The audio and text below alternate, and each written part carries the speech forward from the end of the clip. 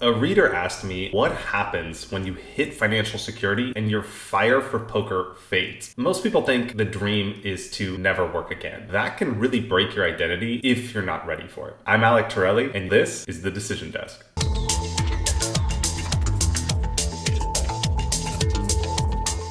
One of my readers wrote this to me. He says, over the last few years in poker, I really locked in and I also had a bit of luck with investing, and I've now reached a point where I could basically sustain my current lifestyle without working. I also recently bought a house all cash. It's a nice position to be in. However, the more I've delved into the numbers of financial independence and retiring early, I have found that my work ethic and desire to play poker slowly wean off. I'm 34 now, but when I was younger, I used to wake up and have good habits, but really also loved to grind. Is this a natural progression of life? He asks. Does the passion for the game ebb and flow? I recently played a live tournament circuit for fun, and I do find live tournaments awesome, but objectively, I think they are a bad form of making money. I'm not really sure. I'm feeling a little bit lost these days. Maybe my attention is too divided. I think poker is best played when it's the main focus in your life. Anyways, your experience in life and higher stakes and this sort of life situation is helpful. I'm just hoping you have a golden insight. Thanks for anything you can share. Signed, Chief. Thank you for the message and the kind words. I appreciate it. This is definitely something I've experienced myself, and I've seen a lot of other people go through as well, both professionals that I'm friends with and then clients and students that I've mentored and coached over the years as well. There's a lot here, and let's unpack where you're at. First of all, this is totally normal, and I think this is actually healthy. This is an achievement, and you should be proud of where you're at. No, you're not alone. I've gone through something like this, but also to reframe how you're thinking about the situation. Perhaps this perspective will help. I feel like in situations like these, people hold on to what has worked in the past too long and not look at what needs to change in order to work in the future. The person you were to get you here is not the same person that's going to take you from here to there. From 20 to 35 is not going to be the same journey as 35 to 50. Stay with what's comfortable. Squeeze everything out of the past to get to the future, but that's not the progression of life. Second, you should be very proud of the financial independence. One way to look at this is there are multiple games in life and there's multiple levels to that game. Be one of the games. Be key level of the game, which is building that nest egg and financial independence. Do what you have to until you can do what you want to. And you perhaps had to build up a nest egg to get to where you wanted to be, and now you're in that place, and there's inevitably going to be a period of uncertainty or a lull or not knowing what the next thing is until you figure that out. That in-between period, that limbo period, is sometimes scary, and it might require a change of identity, a change of focus, new habits, new behaviors, learning new skills, and a lot of people resist that because it's hard to go into the unknown. It's much more comfortable for us to stay with what we know, even if that thing is no longer getting us to where we want to go, just because it's familiar and it's comfortable and it's easy. We see this all the time. People stay in bad relationships, bad jobs, bad cities because it's what they know. I think people often rather be comfortably unhappy than uncomfortable with the chance to be happy. Just be mindful if that's kind of where you're at and you're noticing a lot of resistance towards doing the old thing, but then still fear and uncertainty about the new thing. That's a good place to be in. That's a good trade, and there's a lot of asymmetry there. Stepping over that boundary of fear and uncertainty is going to unlock everything for the future. That is the trade. You have to trade that uncertainty and unknown and fear and uncertainty to graduate to become future version of yourself that you want to become. You already beat one game. Can you double down and play the game again and get to a higher level and become a better character? Sure. But if you're already at a flywheel of financial security and independence, money has a lot of diminishing marginal utility. It's like tournament poker. Each chip you gain in a tournament is worth less than the previous chip. And in life, every dollar you have above what you need to live your ideal life, yes, it has utility, but it has less utility than the previous dollars. You already kind of beat this game. Could you double down and try and double your net worth? I know a lot of people that have plenty of money that are in their mind one double of their net worth away from being happy. It's a very easy delusion to fall trap to. I remember this story. They asked a billionaire on his deathbed, how much money would you need to stop working or get to where you want to go? And he said, just a little bit more. It just really stuck with me because it's so easy to put things aside to continue chasing without thinking about intentionality of what you want your daily life to look like and what you want to pursue. That will require a transition. It might be one step back and 4 steps forward. And I think reshaping the approach to it and not having too much expectation on the outcome is a great place to start. And that's really served me well. Being mindful of your work ethic and desire to play poker weaning off isn't necessarily a sign that you're lazy or you don't care. It probably means more likely that poker's the thing that got you here, but it's not the thing that's going to get you there. So trying to force poker to work is a recipe, I think, for disaster. Poker's a game where you have to be completely focused, locked in. It has to be the number one thing in order to achieve the results that you've achieved in the past. Trying to force it is probably going to end up leading to you losing, which is ultimately worse than just not playing. I would not apologize or feel bad or guilty for that aspect aspect, it doesn't mean that you're lazy toward everything. It just means that poker is not longer a thing that you probably want to dedicate your time and attention to. You have to open up space to find the next thing. You can't be in a relationship with someone else when you're already in a marriage. You have to be single first and then be in that period of unknown, let's call it limbo, until you find a new relationship. That's just like the way it works. It's very much like that with this. Fortunately, you really have no downside. You have financial independence. You're fortunate to not have to go in to do something that you don't want to do. You can just take that time and that unknown and that space to find that new version of yourself. When I was 24 years old, I was going through a similar situation. I'd been playing poker already for 6 years. I traveled a lot. I played a lot of games. I was just burnt out from living in Vegas and playing in the poker lifestyle and whatever. I basically sold everything I owned and I put everything into a 78-liter Kelty backpack. I did it. I can't believe it, but I got everything I own. One bag. Moving to Europe. Off tomorrow. Peace.